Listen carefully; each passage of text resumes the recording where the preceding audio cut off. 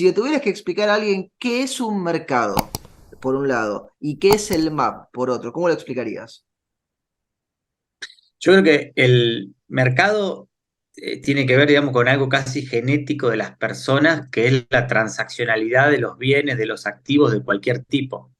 Entonces, un mercado es un centro de reunión de oferta y demanda. En la antigüedad, arriba un puente, no sé, en Florencia se juntaban a comprar y vender cosas, desde lo que quieras. Y era un puente porque es chiquitito, viste, estás cerca de las personas, podés hablar, dialogar, ver las cosas. Bueno, ahí se generan los mercados. Es esa misma lógica de reunirse todos en un lugar para comprar y vender un activo, es la que miles de años después hoy se mantiene ya no sobre un puente, sino sobre una estructura tecnológica,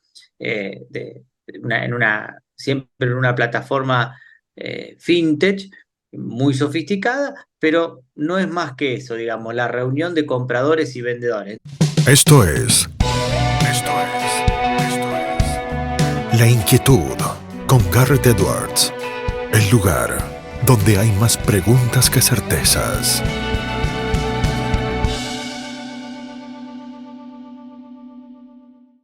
Damos vuelta de página aquí en La Inquietud por CNN Radio Rosario. Tenemos el enorme honor, placer y privilegio de tener del otro lado, fíjense ustedes, es abogado, profesor universitario, es director ejecutivo del MAP, del Mercado Argentino de Valores. También tiene diversos roles en otras empresas de esa familia, en Rosario Valores, en Rosario Fiduciaria. Es experto en pymes, innovación y empleo, en derecho y en finanzas. Es un amigo nosotros que el doctor Fernando Luciani, quien está del otro lado. Fernando, ¿cómo estás? Garra te saluda. Hola Garrett, ¿cómo estás? Gusto saludarte. La verdad que hermosa presentación. No sé si la merezco, pero bueno, te agradezco. Sin duda alguna que merecida, Fer. Muchos temas para charlar, pero hay algo que siempre me ha llamado la atención muy positivamente y que tiene que ver con lo que hemos hablado a lo largo de los años, de la importancia que tiene el derecho y el conocimiento jurídico para el mundo de las finanzas, ¿no? Porque en ocasiones uno piensa finanzas, números, economía, pero el derecho también tiene su lugar y cada vez se lo va ganando con más fuerza, ¿no?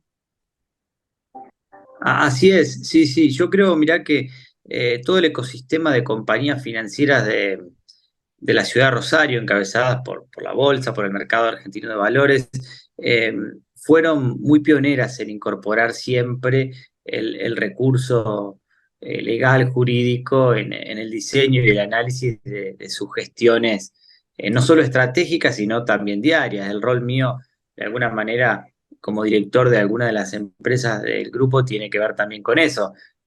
Una visión jurídica teñida por un montón de otro conocimiento que uno va tomando durante el tiempo, ¿no? De finanzas, por la práctica, por especializaciones, pero cuando uno tiene una base fuerte jurídica, nunca se desprende de esa cosa. Entonces, a mí me ha servido mucho en los aspectos de gestión, porque creo que el derecho, revalorizando nuestra carrera, que por ahí está muy castigada, tiene una visión transversal muy, muy rica. Poder analizar un tema desde la perspectiva del derecho laboral, desde la perspectiva del derecho de las finanzas, desde la perspectiva de las estructuras jurídicas, desde la visión de la empresa, que muchas veces es más que todo lo otro junto. Creo que es digamos, el que tiene el título de abogado me parece que tiene ahí una pequeña ventajita. Obviamente que luego hay que ir teniendo conocimiento específico, pero así que a mí siempre me ha hecho bien y trato de sumar la mayor cantidad de talento en ese vertical, todo lo que uno pueda. Fernando, aquel que sepa de temas económicos y de temas financieros no puede no saber qué es el MAP, qué es el Mercado Argentino de Valores. Pero juguemos al revés con lo didáctico. Vos te has dedicado siempre también a la docencia. Si le tuvieras que explicar a alguien qué es un mercado, por un lado, y qué es el MAP, por otro, ¿cómo lo explicarías? Yo creo que el mercado tiene que ver, digamos, con algo casi genético de las personas, que es la transaccionalidad de los bienes, de los activos de cualquier tipo. Entonces, un mercado es un centro de reunión de oferta y demanda. En la antigüedad, arriba un puente, no sé, en Florencia se juntaban a comprar y vender cosas, desde lo que quieras. Y era un puente porque es chiquitito, viste, estás cerca de las personas, podés hablar, dialogar, ver las cosas. Bueno, ahí se generan los mercados. Es esa misma lógica de reunirse todos en un lugar para comprar y vender un activo, es la que miles de años después hoy se mantiene, ya no sobre un puente, sino sobre una estructura tecnológica, siempre en una plataforma fintech muy sofisticada, pero no es más que eso, digamos, la reunión de compradores y vendedores. Entonces vos tenés mercados más regulados como la de las acciones, los bonos, los cheques de pago diferido, pagaré. Tenés mercados menos regulados como, no sé, el de la hacienda. La gente se junta a comprar y vender vacas en una feria o actualmente se juntan a través de videos, por ejemplo, en un mercado pionero como ha sido el Rosgan.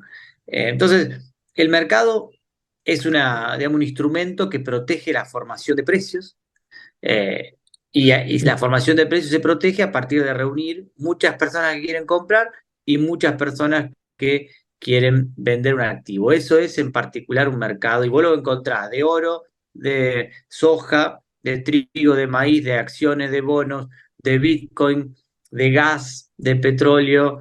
Bueno, de todos los activos que existen hay un mercado. A veces es regulado por el Estado, a veces es menos regulado, pero siempre hay un mercado y es algo muy importante. Y te sumo ahí la segunda pata. Para el que no conociera el MAP, porque no se dedica a esos temas, porque no está metido, porque el que se dedica lo conoce. ¿Qué es el MAP? ¿Qué hace el MAP? Que es un mercado muy específico, Fernando. El, claro, es uno de los 4 mercados de valores que existen en el país.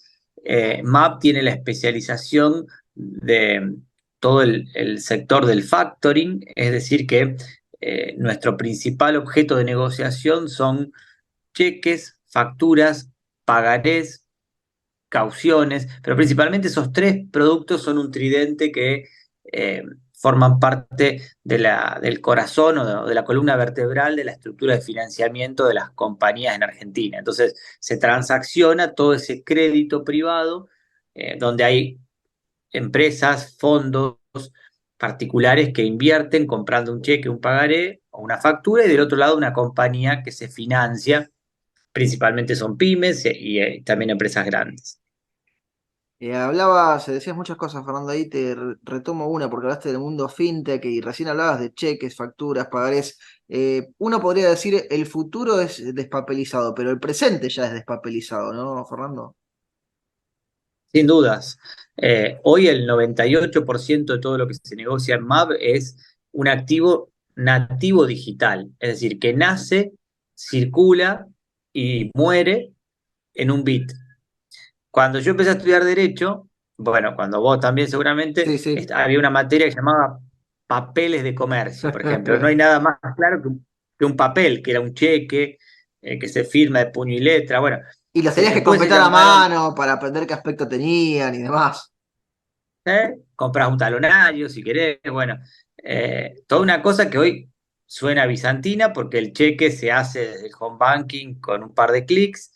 Entonces, también el derecho ha ido evolucionando. Antes se llamaban papeles de comercio, después llamaron títulos de crédito, que también el título hace referencia al continente material. Después, en el año 2001 más o menos, se empezaron a llamar valores negociables, y hoy uno podría decirle bit valores. El continente material que resguarda un acuerdo de voluntad, por ejemplo, o en este caso una obligación de pago, como puede ser un cheque, el continente hoy es un bit. Ya no es más un pedacito de papel, no es más una anotación en cuenta, que en un libro, sino que hoy es un bit.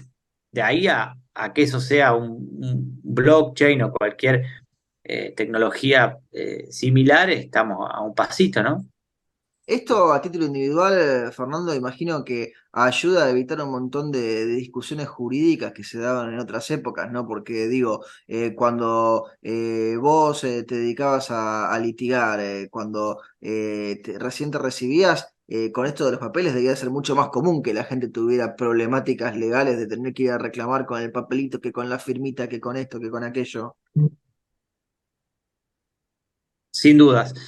Pensar que la ley de cheques o de pagaré de letra de cambio tiene un capítulo entero que habla de la regularidad formal. Es decir, si Ujú. está bien firmado, si está la letra, coincide con el número, con la fecha, bueno. Y la principal causal de rechazo de cheques físicos siempre es esa, el error material. Hoy la tecnología resuelve todo. Entonces, se minimiza el error y también se minimiza la posibilidad de picardía, de fraude, estas cosas que cuando uno estudiaba derecho, cuando empezaba a litigar, que ves un cheque que dice, no sé, debo 100 pesos y después arriba está mal escrito 100 pesos o está escrito 101 pesos, bueno, Sí, sí, eh, o que uno te firmaba con una firma que no era su firma habitual, para que después discutieran, a ver, yo no fui el que lo firmó. correcto. Toda esa picardía la tecnología la elimina.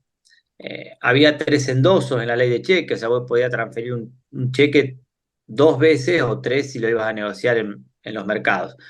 Eso también tiene que ver con el espacio físico que tiene un cheque atrás. No puede hacer un mamarracho de firmas. Bueno, hoy la tecnología y las normas del Banco Central permiten que un cheque lo podés endosar hasta 99 veces, por ejemplo. Todo eso hace que el crédito circule mejor, más rápido. eh, Así que esos avances hay que abrazarlos. Y como vos bien decías, todo en MAB, esta idea de inversión y financiamiento es a un clic. Si a esto le puedes sumar también que la factura, que también Sí, es otra cosa que estudiamos en derecho siempre, hoy es digital. No entras al home banking como para hacer un cheque, pero sí entras a tu portal de AFIP y ahí facturás.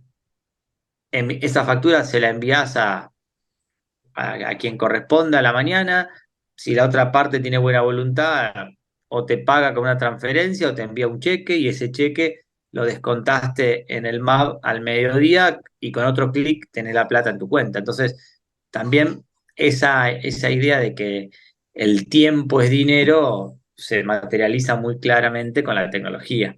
hablabas ahí de facturas y de cheques, Fernando, y antes mencionamos en la introducción las pymes. ¿Cómo están las pymes hoy por hoy en la Argentina? Bueno, viste que en el campamento de los guerreros y de los heroicos siempre se está bien, aunque estés asediado por todos lados.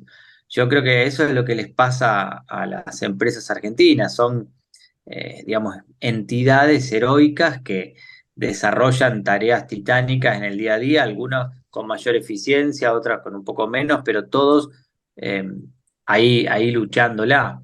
Argentina tiene una situación macro muy complicada, donde las variables son difíciles, desde los precios relativos, como es el dólar, el combustible, la energía, los salarios, bueno, todo es complejo.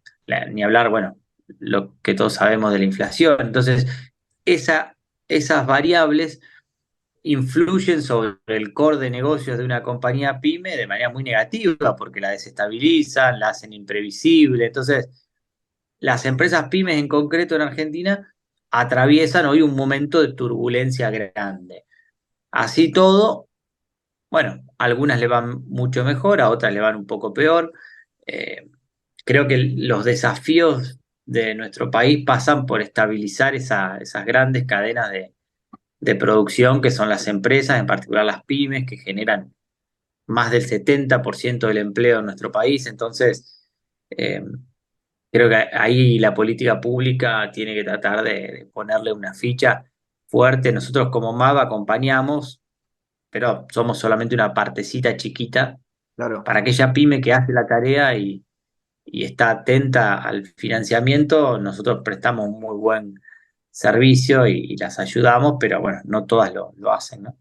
Uno ve paralelos muchas veces con otros países que tienen una cultura en la ciudadanía del ahorro y de la inversión. Vos recién nos explicabas lo macro, Fernando, de cómo la Argentina a veces tiene variables que complican, pero vos ves en un futuro un camino que lleve al ciudadano de a pie cada vez a interiorizarse más de los mercados, digo, como te pasa en los Estados Unidos, el que compra bonos del tesoro o el que invierte en acciones, o no sé, en Chile con el tema de las facturas, que lo hacen prácticamente cualquier empresa pequeña, grande o mediana. ¿Vos vas viendo que tiende hacia eso la Argentina?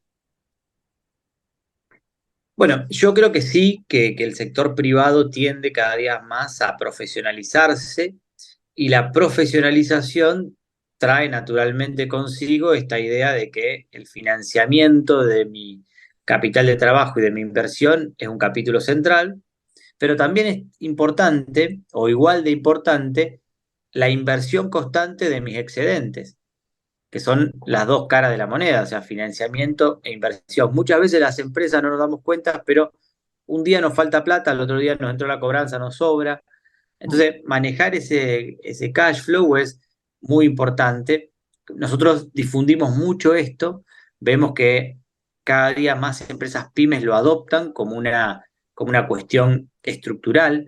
Yo digo algo, Garrett, que lo repito, pero que creo que es interesante, es Por que favor.